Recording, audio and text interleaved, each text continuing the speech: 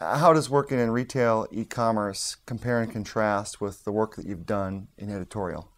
Well, the teams are can actually be almost the same. The talents, people do both. You're a photographer, your hair and makeup, your models, and everybody who's freelance. Actually, even some contributors of magazines, they do both. So the process is similar in a way, depending on what you're working on.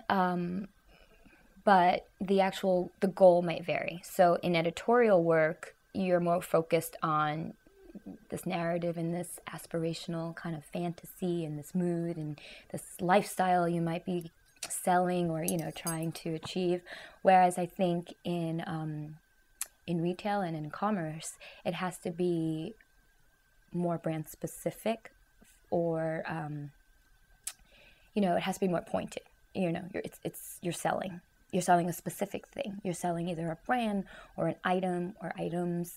And specifically for me, I work on apparel. So the clothes have to look good.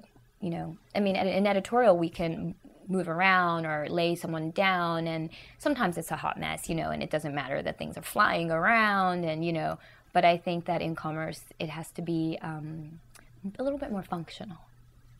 I think you can have fun in both editorial and in retail.